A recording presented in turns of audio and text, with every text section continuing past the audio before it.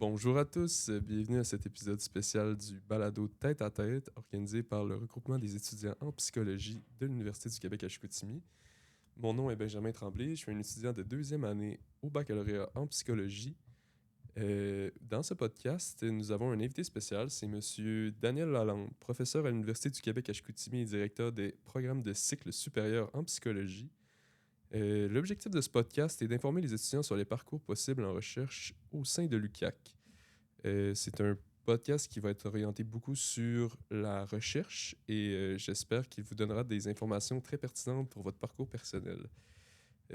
Sur ce, je remercie les services étudiants de nous avoir partagé leurs locaux et leurs équipements et sans plus attendre, bonne écoute. Bonjour. Merci de vous prêter au jeu à cet exercice aujourd'hui. C'est un honneur pour le regroupement des étudiants en psychologie de vous recevoir pour cet épisode du nouveau podcast. Ça fait plaisir d'être ici. Bon, on va commencer rapidement avec une petite question découverte du parcours. Pouvez-vous nous parler un peu de vous, votre parcours académique et ce qui vous a emmené à la psychologie? Oui. Moi, j'ai fait mes études. J'ai commencé à l'Université de Bac à Sudbury, en Ontario, l'Université Laurentienne. Fait que j'ai fait un bac. C'était un bac de 4 ans. Ça s'appelait un bac en art général. Puis c'est sur 4 ans. Puis la première année, c'est comme plus une année découverte un peu. C'est parce que nous, on n'a pas de cégep. Fait que tu rentres après le secondaire, la 13e année de secondaire. Après ça, tu rentres à l'université. Puis c'est plus une année où tu peux prendre une diversité de cours pour avoir plus une idée plus claire sur qu'est-ce qui t'intéresse, dans quoi tu veux aller. Puis à ce moment-là, j'avais deux amis qui commençaient l'université en même temps que moi. Puis on avait tous pris le même horaire. On avait pris tous les mêmes cours. On avait 5 cours la première année. Puis donc, il y avait un cours d'introduction à la psychologie, intro à la sociologie, intro au droit. Je pense qu'il y avait un cours de français obligatoire aussi. Puis philosophie qu'on avait pris. Puis c'est ça, mais les cours, je les ai trouvés le fun. Puis au début, en fait, je pensais aller en droit.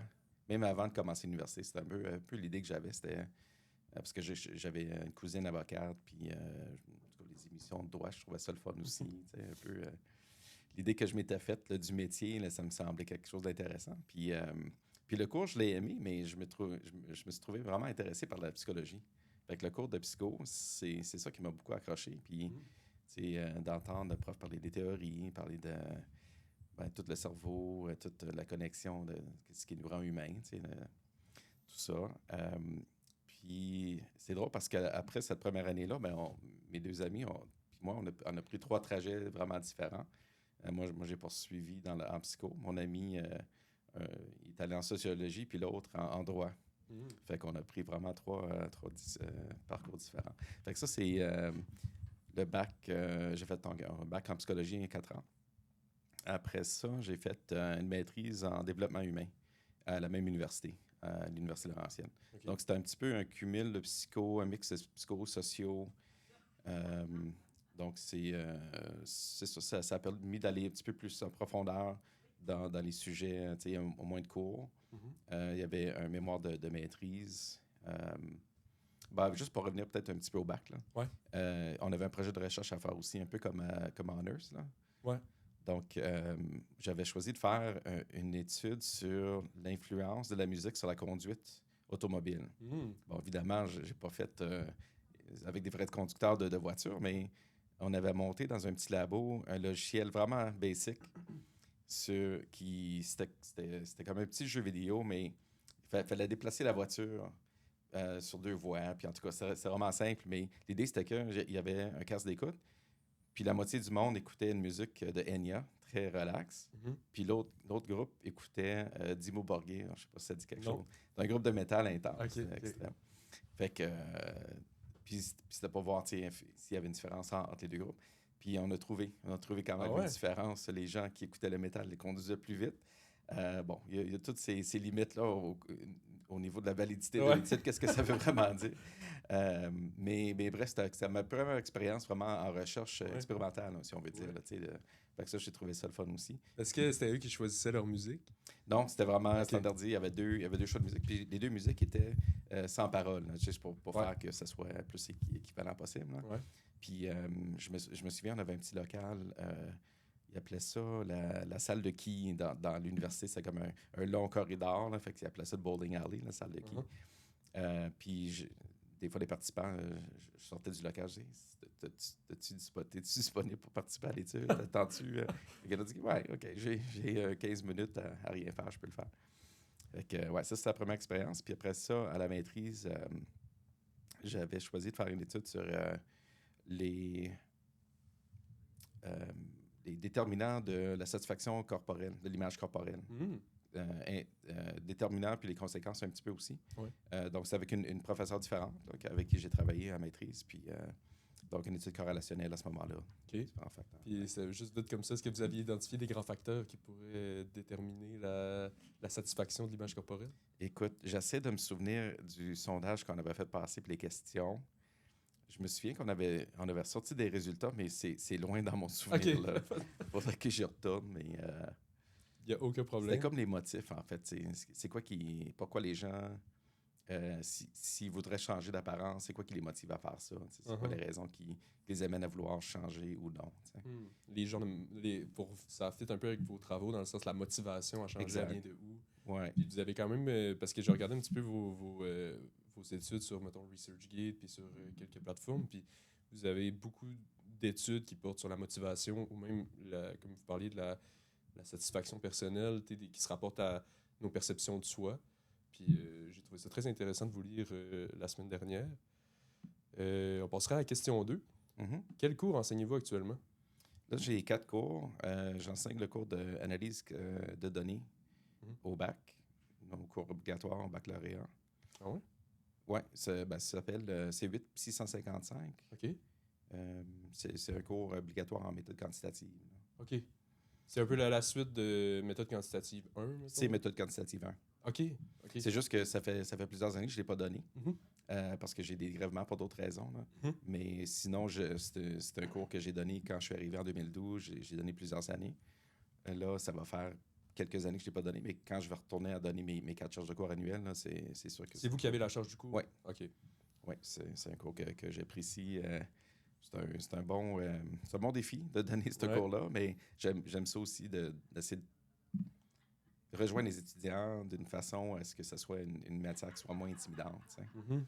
Donc ça, c'est un des cours. Je donne aussi le cours de statistique au doc en psychologie.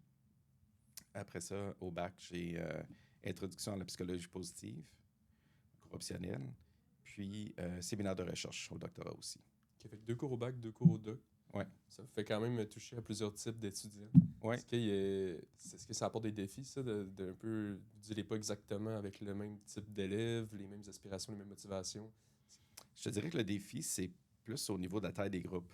Parce qu'au bac, quand j'ai commencé, il y avait des cohortes de 100. Je me souviens, mon premier cours, je pense, ou mon deuxième fois que je le donnais, il y avait 100 étudiants dans le groupe. Donc, on avait un local qui était juste fit. Là, tout le monde rentrait à peine. Là.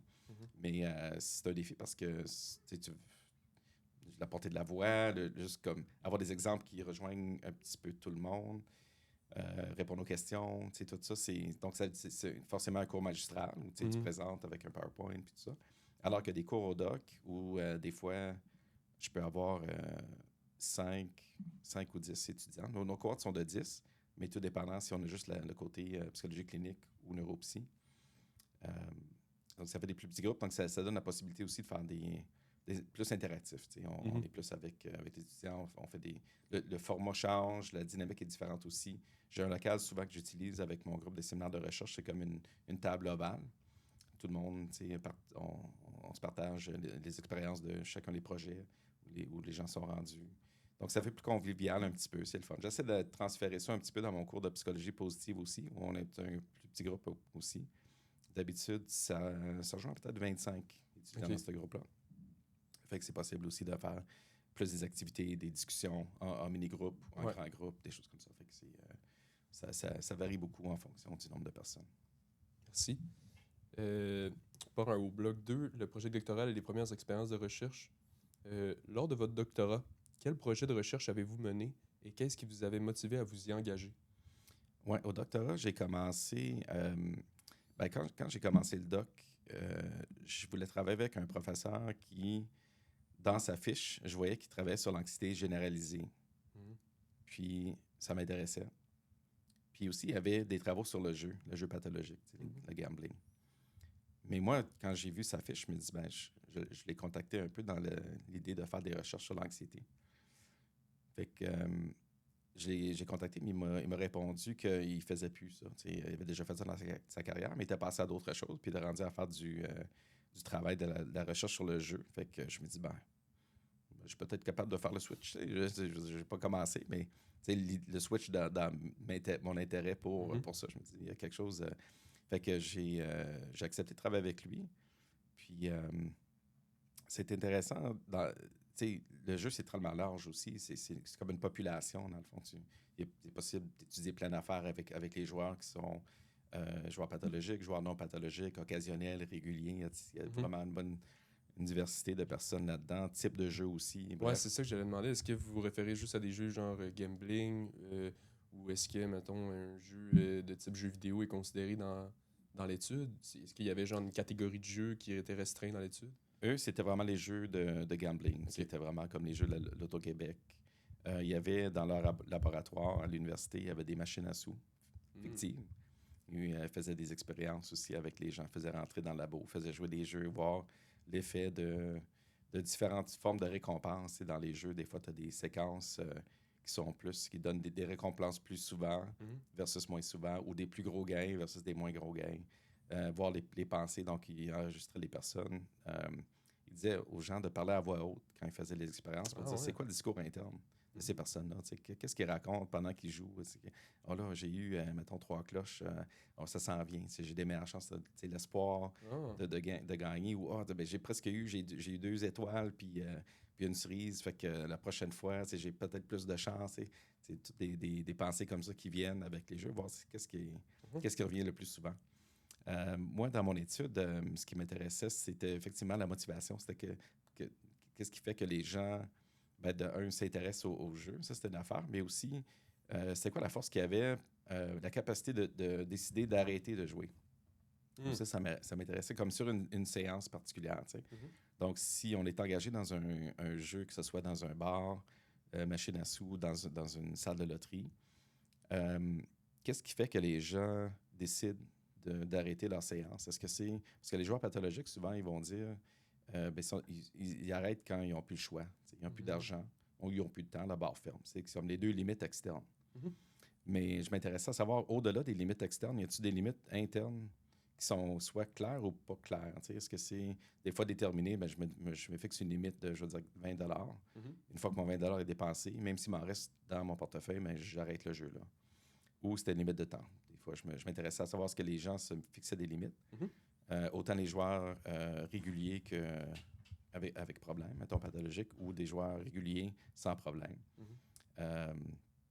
Puis la plupart des gens se fixaient des limites. Sauf que c'était rare que les joueurs pathologiques, évidemment, respectaient ces limites-là. Mais ce que je trouve intéressant, c'est qu'il y avait souvent une limite implicite qu'ils respectaient. C'est-à-dire un seuil au-delà duquel ils n'étaient pas à l'aise de traverser. Un seuil d'argent? C'était des fois de l'argent, des fois c'était une circonstance. Des fois c'était, si je quitte pas tout de suite, je vais rater mon dernier autobus. Puis après ça, je vais être obligé d'aller marcher chez mes beaux-parents, par exemple. Puis je serais gêné de faire ça parce que ils sauraient que j'ai comprendraient l'histoire. Fait que c'était comme des circonstances qui étaient, vouloir pas se retrouver dans une situation gênante ou trop difficile ou quelque chose comme ça, qui arrivait des fois à faire décrocher les joueurs. OK. Donc, je trouvais ça intéressant de savoir qu'il y avait ce pouvoir-là, cette force-là de décrocher, d'eux-mêmes décider d'arrêter pour des raisons particulières. Évidemment, c'était pas toujours ça. Souvent, c'était le cas où, même avec les meilleures volontés, les personnes n'arrivaient pas à arrêter et puis dépassaient tous leurs sous. Donc, c'est pour ça que les gens aussi se donnent des stratégies de garder les cartes de crédit à la maison, de juste apporter de l'argent comptant, de se donner... de vraiment se fixer des limites externes qui sont vraiment difficiles à contourner parce que souvent, c'est vraiment trop tentant. Prochaine question. Quel apprentissage ou défi avez-vous retenu de cette expérience? doctorat? Ça, je dirais que c'était beaucoup le défi de voir un peu comment ça marche pour vrai sur le terrain. Tu sais, une recherche, on apprend comment faire la recherche avec les cours, puis c'est enseigné de façon linéaire. Tu sais, une démarche scientifique commence avec telle étape, puis tu fais les différents procédés. Puis quand tu arrives sur le terrain, c'est là que tu vois tous les problèmes possibles de la recherche. Puis ça, c'est quelque chose que j'essaie de dire aussi aux étudiants dans le séminaire de recherche. Puis quand je travaille avec les étudiants en bac aussi, c'est c'est comme deux choses différentes. Tu sais. Oui, on prend le modèle de comment c'est supposé fonctionner. On suit les étapes de la démarche scientifique, mais il arrive toujours des affaires où il faut se poser des questions, savoir, OK, je fais quoi dans cette situation-là parce que c'est pas allé comme dans le manuel. Mhm. Ça s'est pas passé comme je me serais attendu ou ce que j'aurais préféré. Donc, je pense qu'au niveau du recrutement, c'est là que j'ai trouvé difficile parce qu'il fallait il fallait que je trouve une façon de rejoindre ces joueurs-là, être quand même assez ciblé. Il y avait un pré-test aussi pour savoir où ils se situaient au niveau de leur niveau mettons, de dépendance. Ouais, pathologie. Ouais. Euh, donc tu passes beaucoup de personnes. Tu sais. Puis il y avait un filtre, fait que tu sais, c'est pas tout le monde qui est intéressé qui pouvait participer à l'étude. Donc il y avait ça que je pense que j'ai sous-estimé quand j'ai commencé, de dire, OK, ben, je pensais que ce serait plus facile le recrutement. Mhm. Finalement, j'ai fini par avoir 2 groupes d'à peu près 20 personnes, mais avec beaucoup de travail, Ouais. puis beaucoup d'entrevues, puis ouais, donc puis ça, puis toute la j'ai aimé ça, par exemple. C'est rencontrer les personnes, c'est faire les entrevues avec eux. Euh, mais c'est ça, c'était une partie que, au niveau du temps, d'énergie, tout ça, j'ai beaucoup appris à mettre. Peut-être pour les prochaines études, je me disais que je vais me donner plus de temps la prochaine fois pour cette phase-là parce que il peut y avoir des choses qui vont mal aller, puis c'est normal. Est-ce que ça a touché la significativité de vos résultats, le fait que vous ayez seulement réussi à avoir 20 de chaque groupe? Non, pas tant, parce que moi, je m'intéressais j'ai fait un devis mix, fait que quantitatif, Ok. qualitatif. Puis le quanti, c'était pas nécessairement des analyses bien compliquées. Je voulais juste faire des comparaisons de moyenne. Ok. Donc, avec 20 par groupe, j'étais en mesure de faire ça. Puis, au niveau qualitatif, c'était amplement là, de personnes pour avoir la Ouais. saturation empirique. Là. Ouais, est-ce que vous faisiez comme des. C'était quoi, mettons, les variables qualitatives que vous alliez évaluer, mesurer? Ben, ce qui m'intéressait, c'était les limites. C'est de voir comment ils parlaient de leurs limites internes. Tu sais, Mhm. j'essaie de voir, y avait-tu cette dimension-là de limites vraiment explicites, limites implicites. Comment ils me parlaient de ça? Ça représentait quoi tu sais, la façon dans leur discours? C'est quoi les mots qu'ils utilisaient pour dire j'ai plus d'argent ou j'ai plus de temps? Puis est-ce que c'était vraiment vrai? Tu sais? Parce que tu peux dire ben, j'ai plus de temps, j'ai plus d'argent, mais là, en creusant, des fois, tu dis OK, tu n'avais plus vraiment aucun accès à de l'argent. Ah, ben j'aurais pu, par exemple, prendre ma carte de guichet. Mhm. Parce que ben, tu avais encore de l'accès à de l'argent. Ouais, mettons, mais je pouvais. Tu sais, c'était comme une limite Ouais. que la personne, dans sa tête, était comme, mais non, mais je peux pas aller là. Puis c'est ça Mhm. qui m'intéressait, c'était-tu vraiment une limite comme une vraie, dans le sens que même si tu avais voulu, il n'y a rien que tu peux faire pour avoir plus d'argent. Puis des fois, les gens étaient comme, ben j'aurais pu, mais ça demande d'aller au-delà de ce que je suis prêt à faire, tu sais. Mhm. Ou ça me met vraiment dans une situation désagréable, défavorable, ou que je veux éviter absolument. Fait que c'est ça que j'essaie avec les questions, avec les entrevues, d'aller chercher. De trouver la ligne entre qu'est-ce qui est vraiment un arrêt complet parce qu'ils n'ont plus aucune possibilité, mettons, ils n'ont plus d'argent ou ils n'ont plus de temps, ou est-ce que c'est plutôt quelque chose d'intériorisé de j'ai plus d'argent parce que j'ai fini le montant que je m'étais alloué à cette séance-là. Ouais, exactement. Très intéressant. Euh, Ça avance, il est rendu 9h20. Mhm. On va tomber au bloc 3, enseignement, recherche et pratique. Aujourd'hui, dans votre activité comme professeur, quel équilibre accordez-vous entre l'enseignement, la recherche et la pratique? OK. Ben dans mon cas, je suis prof en psychologie, mais je ne suis pas psychologue Mhm. clinicien. Donc, pour la pratique, j'en fais pas. T'sais. Mais dans les tâches des profs, on a enseignement, recherche et service aux collectivités. Puis ma carrière a fait en sorte que plus ça va, plus je m'investis au service aux collectivités. Donc là, ça fait depuis 2020 que je suis à la direction du programme. Puis avec ça, ben, je trouve ça intéressant de voir si ça donne un aperçu un petit peu plus global sur nos programmes, Mhm. sur nos offres, mettons, de formation aux étudiants au deuxième cycle, troisième cycle. Donc, je trouvais ça intéressant de regarder les façons de nous développer comme secteur aussi en psychologie, puis d'attirer peut-être plus d'étudiants à venir ou à rester aussi. Je sais qu'il y a beaucoup d'étudiants du bac qui seraient intéressés à faire un PhD, par exemple, en psychologie. Puis on n'a pas encore cette option-là à l'UQAC. Donc, ces personnes-là, mais souvent talentueuses, avec beaucoup de potentiel, puis beaucoup d'intérêt, puis ils veulent rester dans la région, contribuer aussi à notre culture locale. On est obligé de partir pour 4, 5, 6 ans. Ouais.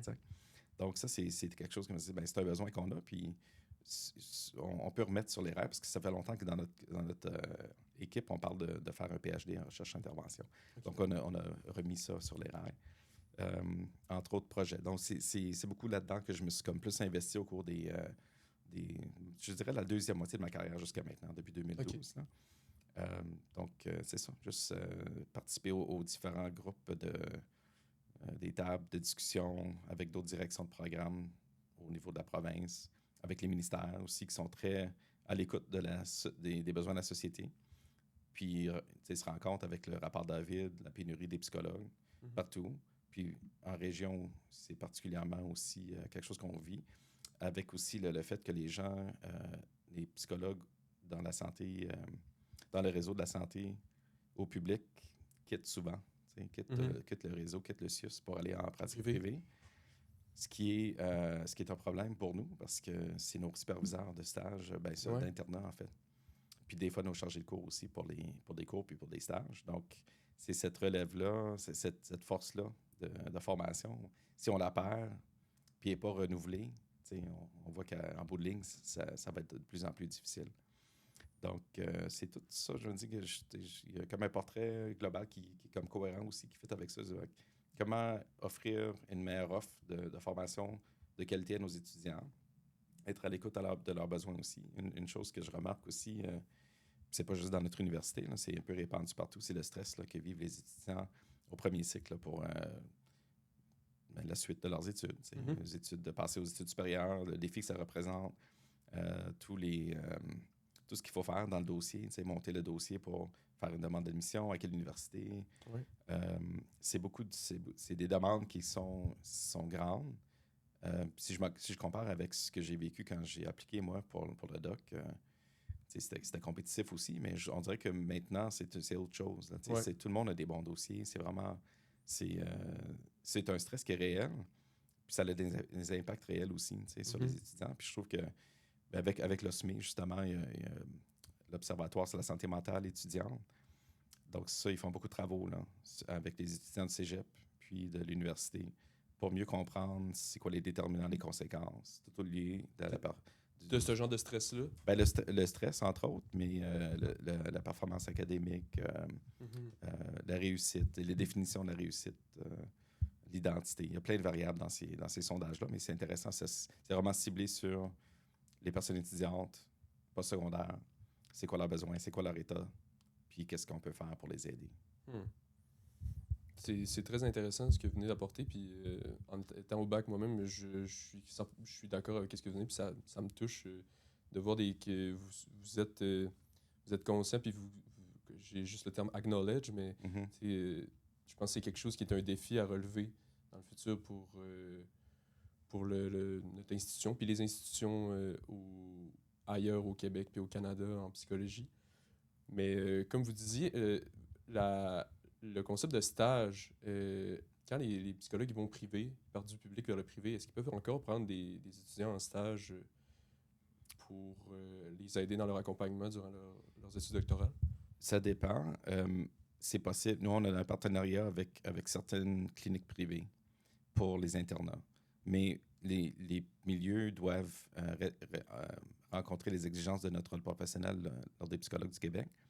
Donc, il y a quand même des critères assez spécifiques. Puis, entre autres, de travailler dans un milieu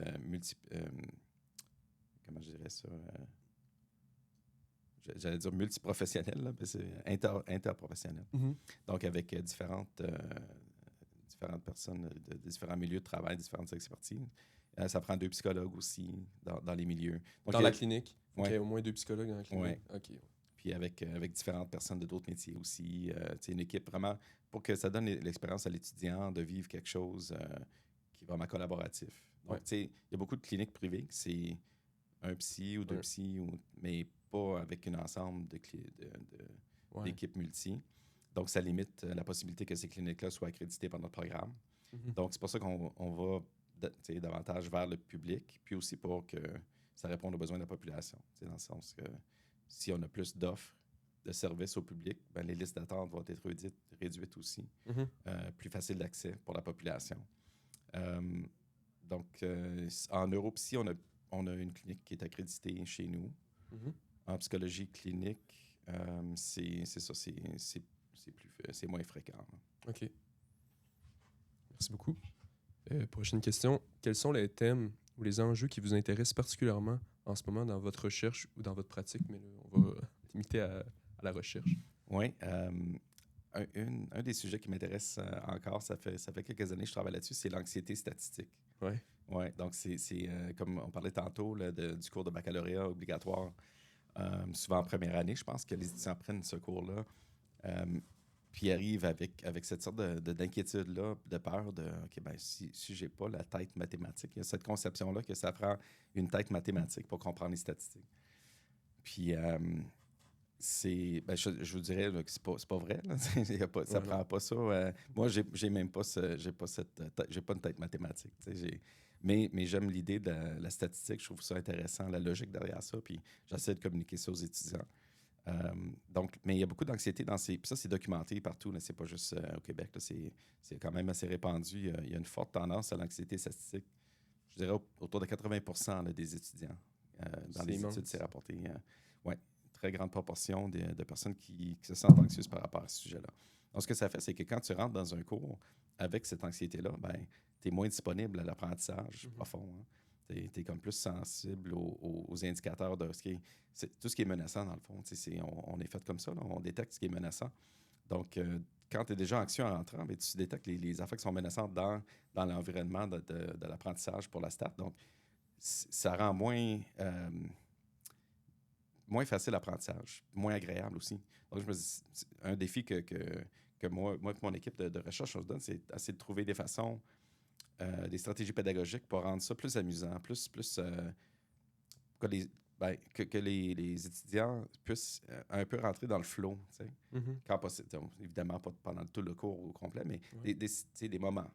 Est-ce qu'on peut vivre des moments de tension consacrés vraiment d'attention profonde à la matière puis d'un intérêt. Si on part d'un intérêt, puis tu dis, OK, ben il n'y a pas de blocage au niveau de... Techniquement, tout le monde peut apprendre ça. Tout le monde, on part de la même base. Tout le monde peut apprendre cette matière-là. De quelle façon l'approcher ensemble pour que ça soit le moins menaçant possible, puis le plus utile aussi. Je pense que c'est important de rappeler l'utilité. Parce que des fois, on se dit, en cours de stats, je vais même me servir de ça dans ma vie. Je vais le faire une fois, puis après ça va être parti. C'est un peu à partie vrai aussi. Toutes les connaissances, on ne va pas s'en servir, mais c'est un peu le processus.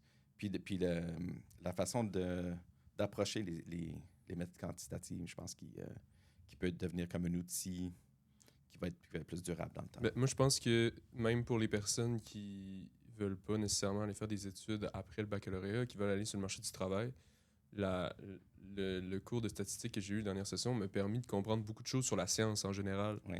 Puis ça, c'est très intéressant puis très important pour tout le monde, de finalement comprendre un petit peu l'essence des statistiques, d'où ça vient, comment c'est créé, qu'est-ce que ça représente, une statistique.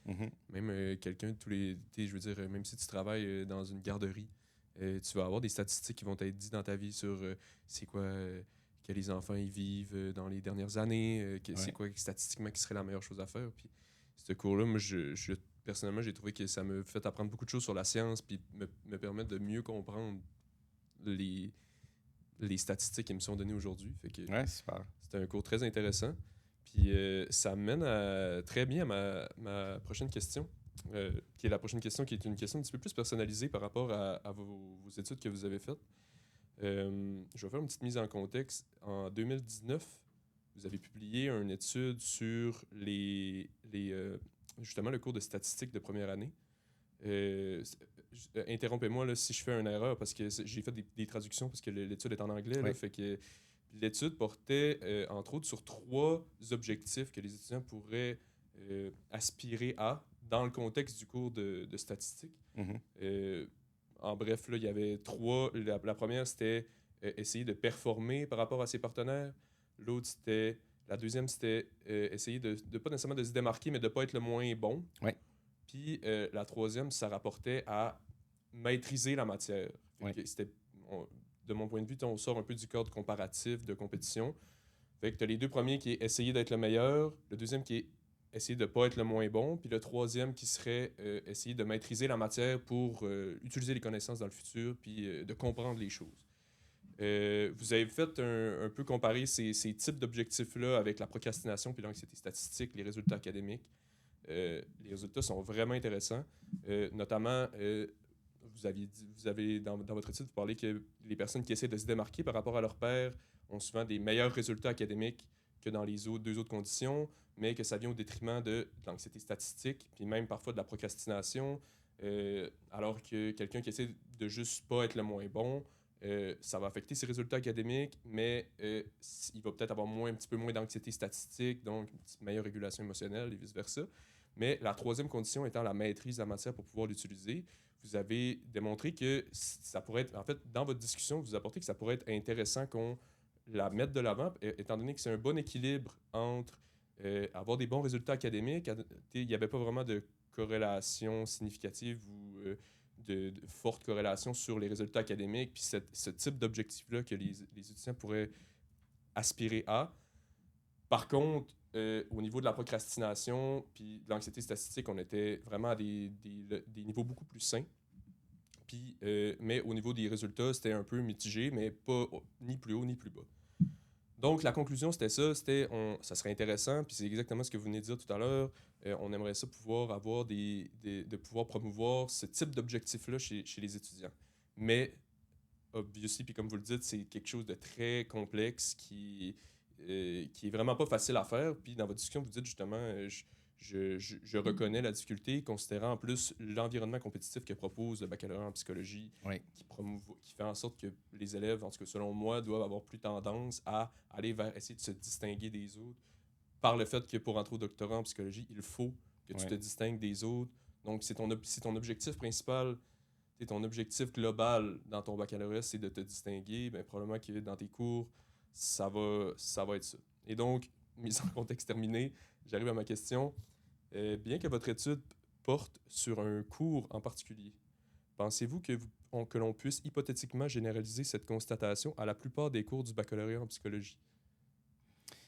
Bonne question. Puis bon résumé de l'étude aussi. Oui, ben, je pense que oui. Je pense que ça serait à voir de quelle façon ce serait intéressant de poursuivre un peu dans cette lignée-là pour voir dans d'autres études, dans d'autres contextes de cours. Mais c'est le même principe. Est-ce que notre attention est concentrée vers la comparaison? Comme tu disais, pas être le moins bon, être le meilleur.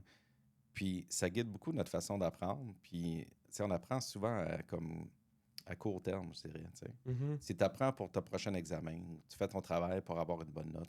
Ouais. C'est toujours à court terme. Mm-hmm. Alors que l'objectif, la motivation de maîtrise, c'est plus dans une optique d'apprendre pour sa carrière, apprendre pour le long terme. Mm-hmm. Ben, moi, ça va. Puis évidemment, ça sert aussi pour l'examen. C'est juste que c'est une approche un peu différente. C'est une façon d'apprivoiser la matière qui est différente. Puis c'est de passer plus par l'intérêt.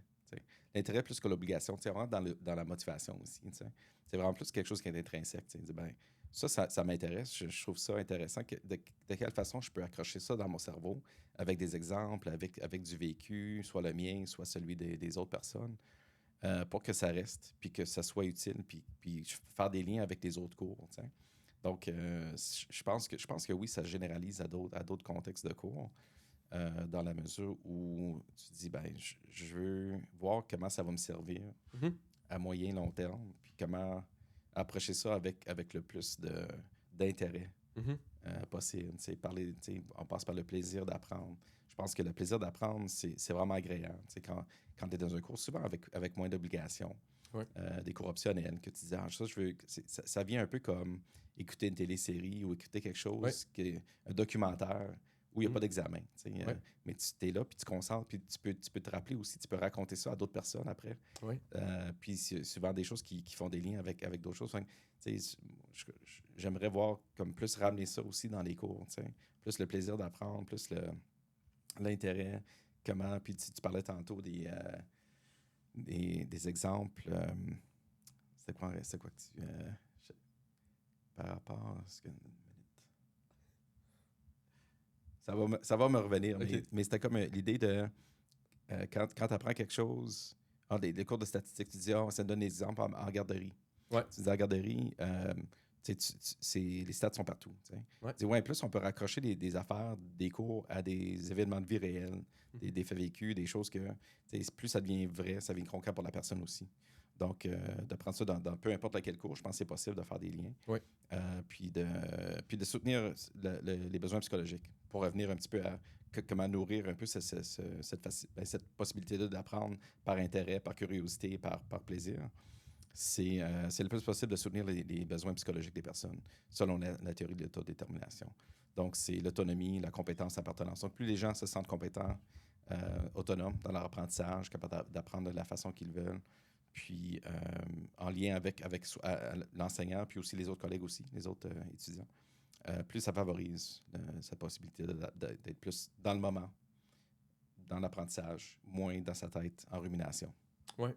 Puis moi, je ferai une petite comparaison même. Là, je sais pas si ça s'applique exactement pour le cerveau humain de la même manière, mais j'imagine que oui.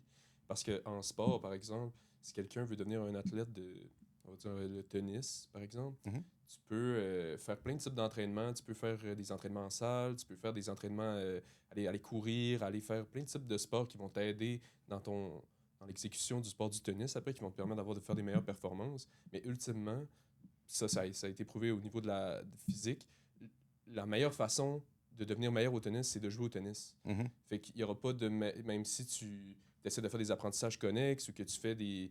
Puis je trouve qu'au niveau du baccalauréat, c'est quelque chose que moi, j'ai remarqué dans mes 2 dernières années, c'est que j'ai l'impression que parfois, on vient à se concentrer beaucoup sur les examens. Puis les examens, c'est quelque chose qui peut être important, qui permet d'évaluer. OK, ça a clairement sa place, ces examens, au niveau de notre parcours, mais je crois qu'il y a une différence entre être bon dans un examen puis apprendre la matière. Je pense que si tu vas dans ton cours pour devenir bon pour l'examen, tu vas pouvoir devenir bon pour l'examen. Par contre, est-ce que c'est ça qui va former les meilleurs étudiants ou les meilleurs futurs psychologues ou les meilleurs futurs intervenants? Ça, c'est un peu ma question que j'essaie Puis là, je vous l'apporte, là, je n'étais pas dans le questionnaire, mais je trouve que c'est un peu ça. C'est la dynamique de... J'ai l'impression qu'être bon dans les examens, ça veut pas nécessairement dire être bon, parce que ça représente pas nécessairement qu'est-ce qu'on va faire sur le plancher, ou même dans le processus quand on va prendre les gens au doctorat, c'est ceux-là qui sont meilleurs aux examens, mais au final, c'est des personnes qui sont bonnes pour faire des examens. Mais la capacité à faire des examens, ce n'est pas la même que la capacité d'écoute active, que la capacité de reflet, que la capacité X. Et donc, c'est ça, c'est pas vraiment, je l'ai pas formulé comme une question, mais... Non, mais je comprends ce que Ouais. je suis d'accord avec toi. C'est une façon d'apprendre qui est différente. C'est Mhm. axé sur des objectifs très précis de OK, ben pour cet examen-là, qu'est-ce qu'il faut que je retienne? Mhm. Qu'est-ce qui va être là-dessus? Puis de quelle façon je vais pouvoir me rappeler à ce moment-là, dans le moment X, là, que Ouais. est vraiment important. Qu'est-ce que je vais pouvoir me donner comme stratégie pour garder tout ça dans mon cerveau pour le jour J? Là, je m'assois, je me dépose, puis tout découle. Tu sais? Ouais. Donc, puis c'est différent effectivement qu'un apprentissage qui est moins centré sur une performance, vraiment dans un moment X, Ouais. versus, ben OK, ça, j'apprends ça pour le long terme, tu sais, comme on se disait, Ouais. pour une carrière, faire des liens avec d'autres choses. Donc, Mhm. ça donne l'impression aussi que ça laisse une trace un petit peu plus à long terme de Ouais. ces Je pense aussi. apprentissages-là. Ouais. Puis c'est plus formateur, plus intéressant, plus passionnant, comme vous disiez tantôt. Tu l'écoutes un petit peu plus comme une télésérie quand tu es passionné par un cours. Là, je donne un exemple dans notre cours qu'on a de relations d'aide, Mhm. qui est très apprécié par les étudiants. Il n'y a pas beaucoup d'examens, il n'y a pas beaucoup de méthodes d'évaluation. Les méthodes d'évaluation, ils sont plus libres, ils sont plus ouvertes, t'es plus par rapport à toi. Mhm. Puis tant que tu fais les efforts, puis que tu montes de l'intérêt, puis que tu fais pas des erreurs majeures, tu vas avoir tes points. Ouais. Ça fait en sorte que, tu le vois, les gens dans les cours, on est tous là, on écoute la prof comme si c'était notre série télé préférée. Ouais. Genre, ce que tu retrouveras pas nécessairement dans tous les autres cours, Ouais. selon moi. C'est super ça, oui. Puis, suite à la même question, avez-vous des idées de changement ou d'amélioration institutionnelle ou individuelle qui favoriserait ce type d'objectif chez les étudiants. Par institutionnel, je réfère au niveau de l'école, puis individuel, je réfère aussi aux élèves. Est-ce que les élèves, pensez-vous qu'ils peuvent faire des choses individuellement qui peuvent les aider à aller chercher une motivation plus basée sur la maîtrise au lieu d'aller chercher des motivations basées sur la comparaison? Au niveau institutionnel, je pense qu'on est chanceux à l'UQAC. Là, on a beaucoup d'initiatives qui sont très centrées sur la réussite, la persévérance étudiante, le bien-être aussi. Il y a des stations de santé, il y a des rencontres avec l'administration, il y a des projets qui sont mis de l'avant justement dans cet objectif-là. Donc, je pense qu'on est dans un environnement favorable pour ça. Puis à l'intérieur des salles de classe, ben, je reviens avec l'idée que si on peut essayer de rendre ça agréable, passer par le plaisir, passer par qu'est-ce qui est le fun à apprendre. Quand on pense à des enfants, quand ils jouent, il n'y a pas de stress, il y a pas de, c'est un jeu, c'est interactif, c'est dynamique, c'est le fun. Bon, je pense, évidemment, on ne peut pas revenir à ce stade-là, puis on ne veut pas non plus pour d'autres raisons. Ouais. Mais l'idée, c'est qu'on reste quand même des êtres on est capable d'être comme, intéressés par des affaires, puis vraiment comme concentrés, puis c'est stimulant intellectuellement de penser à ça, puis de réfléchir ensemble. Fait que tout ça, c'est partir d'une base super simple, c'est juste comment est-ce qu'on peut rendre ça le fun? Comment est-ce qu'on peut rendre ça agréable? Puis de ça découle un peu un accrochage à la matière, un peu comme le cours que tu décrivais de relation d'aide. On est là parce que c'est intéressant, puis on apprend des affaires. Puis ça, c'est des choses qu'on va se rappeler plus tard. Puis on est moins dans la pensée de OK, qu'est-ce que ça va donner comme résultat? Comment est-ce que je vais performer à l'examen ou au travail? Ou moins dans la menace, justement. Il y a moins d'aspects menaçants dans l'environnement, plus d'aspects d'attraction. On est attiré vers quelque chose. Donc, ça change l'angle un petit peu d'approche vers la matière.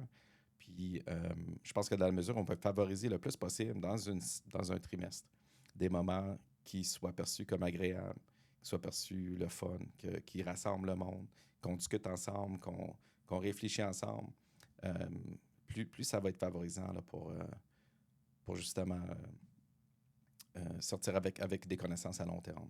Puis une expérience positive aussi. C'est ça que moi, les étudiants que je rencontre dans le séminaire de recherche au doctorat, c'est au premier trimestre. Le cours dure une année, mais je les rencontre en première année, premier trimestre. Puis j'essaie toujours d'en faire le message, changer de chapeau. Ça fait longtemps que vous êtes étudiant au bac, avec votre façon d'apprendre qui... c'est normal. Là. On apprend pour compétitionner, on apprend pour avoir des bonnes notes. On sait que ça prend des bonnes notes. C'est la réalité, puis ça reste comme ça. Sauf que, rendu au doc, je me disais que les attentes sont grandes envers la formation des professionnels de demain. On forme la relève en psychologie clinique, en neuropsychologie. De quelle façon on peut déjà se mettre dans ce mode-là de maîtrise, d'apprentissage pour la maîtrise, pour le plaisir. Donc, j'ai changé de chapeau. Vous êtes maintenant des professionnels en devenir. Vous êtes encore étudiant, mais le but, c'est de se mettre dans un mindset de j'apprends pour mon métier. J'apprends mon métier. Parce qu'il y a moins d'exigences aussi au niveau du doctorat, à part des bourses. Dans les premières années, les étudiants peuvent postuler pour des bourses, donc ça prend encore des CV très compétitifs. Mais après ça, quand tu commences les stages, tout ça, les notes prennent de moins en moins de place. C'est de moins en moins important, plus ça va avec les études. Donc, plus les gens peuvent aller un peu dans ce mode-là d'apprentissage à long terme. C'est le fun à entendre que ça diminue avec le temps. Je suis sûr qu'il y a plein de personnes qui vont être ravies de l'entendre également. Vision et perspective. Question 8. Selon vous, quels sont les grands défis actuels en psychologie, autant dans la recherche que dans la pratique? Tout avec l'avènement de l'IA, intelligence artificielle. Ça, c'est super intéressant. Ouais. C'est un défi. C'est un beau tremplin vers de nouvelles études. Il va y avoir plein de choses possibles avec ça. Là, ça commence. On s'installe là-dedans. Je sais qu'il y a beaucoup de recherches qui se fait déjà là-dessus. Mais je pense qu'on va encore vivre beaucoup de choses prochainement, dans les prochaines années, qui vont être très décisives, je pense, au niveau de, pas juste la psychologie, mais plein d'autres métiers aussi. À quel point est-ce qu'on va continuer à faire notre travail comme on le faisait avec l'IA qui se développe de plus en plus. Les gens parlent déjà de remplacer plusieurs corps de travail, corps de métier par l'intelligence. Je pense qu'en psychologie, on est un petit peu, heureusement, un peu protégé par cette menace-là de l'IA. Ah ouais? Je pense parce que, de rester en communication avec un humain, au niveau relationnel en psychologie clinique, en neuropsychologie, je pense que ça va toujours rester, je souhaite que ça va toujours rester quelque chose qui va être bénéfique au niveau humain, de communiquer avec une autre personne. Je pense aussi. Mais je pense que également, d'un peu de l'autre côté, que les intelligences artificielles sont déjà capables de faire une bonne partie du travail du thérapeute, que ce soit le psychologue ou l'intervenant psychosocial qui fait de juste aider les personnes à faire des, des travaux personnels de base, Ouais. de la régulation émotionnelle, aider dans des décisions, aider dans des trucs peut-être plus de recherche personnelle. Tous ces aspects-là, j'ai l'impression que déjà l'intelligence artificielle d'expérience, puis des personnes qui m'en ont parlé, l'intelligence artificielle est déjà capable de faire un travail de thérapeute plutôt efficace.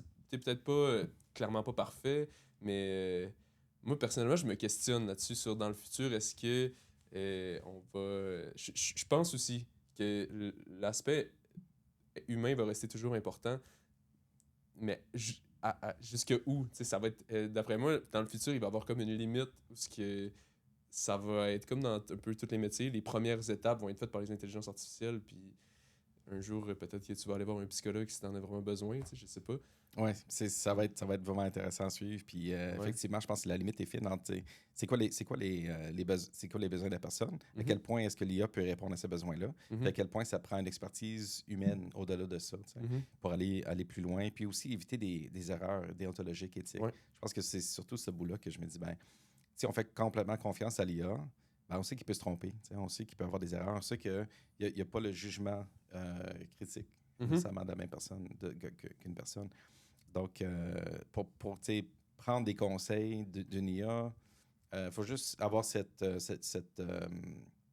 capacité, un recul un petit peu pour dire qu'est-ce que c'est une bonne info, c'est une info. Je devrais valider ailleurs. C'est pas prendre pour Ben comme non. du cash tout ce que l'IA suggère, mais effectivement, je pense que ça répond. Puis surtout dans un contexte où on a de la misère à avoir des services. La pénurie. Ouais. Donc, c'est normal là, que le monde se tourne vers ça parce qu'on n'a pas accès facilement à des soins en santé mentale. Donc, mais je pense que ça va être un des domaines vraiment intéressants à suivre pour la psychologie Clairement. dans l'avenir, de voir là, comment est-ce qu'on s'oriente, comment est-ce qu'on se redéfinit comme société autour de ça aussi. Ouais. Avec cette présence-là, qui maintenant, pour le moment, reste quand même un peu détaché de nous, dans le sens que si on parle avec un ordinateur, puis on sait. Mais de plus en plus, il y a des robots qui se font, puis plus en plus, ils vont ressembler à des vrais humains aussi. Donc, à un moment donné, ça va être dur de savoir est-ce que c'est un IA ou une personne à qui je parle. On se projette loin dans l'avenir. Là, mais déjà aujourd'hui, c'est difficile de distinguer sur les réseaux sociaux ce qui est fait par une IA ou ce qui est fait par un humain. C'est vraiment difficile s'il fait des efforts, mais très intéressant. Y a-t-il des sujets ou des questions que vous aimeriez voir davantage étudiées par les prochaines générations d'étudiants? Moi, je pense que ça va être intéressant de voir ce qui touche les prochaines générations d'étudiants. C'est quoi les préoccupations, c'est quoi les défis? Justement, qu'on parle de l'IA, de quelle façon est-ce que ça transforme nos vies? De quelle façon ça transforme les vies des futures générations? La façon d'élever les enfants, par exemple. Est-ce que on a beaucoup d'aide avec les IA maintenant pour ça? Est-ce que ça va changer? Des conseils pratiques, de quelle façon est-ce que ces outils-là deviennent des supports de soutien comment je dirais, supplémentaires, ou ça devient comme une dominante dans la vie des personnes? Puis nous, on fait quoi après ça? Avec le temps, mettons, qui est comme libéré à cause des IA ou d'autres technologies, on fait quoi avec notre temps? On fait quoi avec le temps qu'on n'avait pas avant, mettons, dans notre génération, les générations antérieures? De quelle façon est-ce que la société va changer? Je pense que ça va nourrir amplement. On ne manquera pas d'études, d'idées de recherche là, pour l'avenir, mais ça va être intéressant, je pense, de voir c'est quoi les idées qui viennent des prochaines générations dans la poursuite de la science, de la psychologie, mais aussi de voir des démarcations. Des fois, il y a comme des moments clés dans l'histoire où il y a des événements quand même majeurs qui sont arrivés puis qui façonnent un peu la façon qu'on pense puis qu'on réfléchit à notre domaine d'études. Puis je pense que la psychologie va avoir un bon terrain. Une reconstruction un peu à faire. Oui, ça va être un beau terrain de jeu, là, si je peux me permettre, là, pour jouer là-dedans puis de voir qu'est-ce qui qu'est-ce que ça donne comme idée de recherche pour les futures générations. Il reste 2 petites questions. Il était 52. On fait ça vraiment rapidement. Qu'est-ce qui vous anime le plus dans votre rôle actuel auprès des étudiants? Moi, j'adore le contact auprès des étudiants. J'adore juste les rencontrer puis justement savoir c'est quoi les préoccupations, c'est quoi. Est-ce que tu aimes ça, être là? Est-ce que tu es bien dans ton milieu d'enseignement, milieu de travail, milieu d'apprentissage? Puis savoir c'est quoi les défis, savoir c'est quoi. Qu'est-ce qu'on peut faire de mieux? Tu sais, qu'est-ce qu'on peut faire comme institution, comme enseignant, personnel, comme équipe d'enseignement? Qu'est-ce qu'on peut faire pour améliorer l'apprentissage, améliorer la réussite, en passant par, justement, le plaisir, le fun? Tu sais, comment est-ce qu'on peut rendre ça plus agréable, moins stressant? Puis plus efficace par le même. Puis je me dis, ouais, plus à long terme, qu'un apprentissage reste, puis que le souvenir reste aussi d'une bonne expérience. Mm-hmm. Je veux que les étudiants sortent avec une bonne expérience, un bon souvenir de j'ai fait mes études à l'UQAC, puis j'ai aimé ça. Puis je me souviens de mon expérience, puis c'est positif. Puis j'ai envie que mes enfants revivent ça, puis j'ai envie que mes petits-enfants revivent ça, puis j'ai envie de faire continuer ça. Une vision très long terme et globale. Dernière question. Avez-vous un conseil à donner à un étudiant ou une étudiante en psychologie qui envisage de s'engager dans la recherche? Oui, je dirais commencez tôt. Commencez tôt, dès la première année. Si vous avez, même si vous n'avez pas tant l'intérêt ou si vous n'avez pas trop dans quelle direction aller pour ça, c'est de la bonne façon de le savoir. T'sais. Commencez par regarder. En psychologie, on a une liste des professeurs avec des intérêts de recherche puis les projets en cours. Donc ça, c'est disponible. Vous pouvez contacter la secrétaire en psychologie pour ça. Puis, à partir de ça, dites, OK, si vous faites une idée de ce qui vous intéresse, contactez déjà les profs pour dire est-ce qu'on peut prendre un rendez-vous. Juste discuter de vos besoins peut-être en aide, en assistant de recherche ou en assistant d'enseignement. Puis après ça, de voir de quelle façon tu peux t'insérer dans un projet déjà en cours, commencer à avoir des expériences qui font développer des compétences en recherche, puis après ça, de faire des demandes de bourse. Mm-hmm. Donc, tu sais, tout commence avec je pense, une communication. Commencez déjà rapidement à prendre contact avec des profs qui vous intéressent. Prenez un premier rendez-vous, essayez de voir les possibilités. Il y a des cours, je pense que le bac offre, c'est le fun, là, que le bac offre des possibilités de faire des cours individualisés avec des enseignants qui permettent aussi d'avoir une expérience de recherche terrain. Là. Donc ça, c'est le fun aussi, pour voir déjà à quel point vous aimez ça. Puis peut-être vous aimez ça la recherche, mais le domaine, c'est pas exactement ce qui... Donc, tu sais, il y a possibilité dans le bac de faire des ajustements d'équipe, de faire des sauts un petit peu vers différents sujets qui intéressent. Donc, je pense que la boussole, ça reste comme qu'est-ce qui m'anime, qu'est-ce que je trouve le fun, puis essayer de trouver ça dans une équipe de recherche qui existe. Puis on en a plusieurs en psychologie là, les profs sont très ouverts à travailler avec les étudiants. Donc, je vous dirais, venez cogner à nos portes rapidement. Merci beaucoup, M. Larente, pour cette entrevue. Ça fut très enrichissant, puis c'était un honneur de vous recevoir aujourd'hui. Ben, ça me fait plaisir. Merci de me recevoir.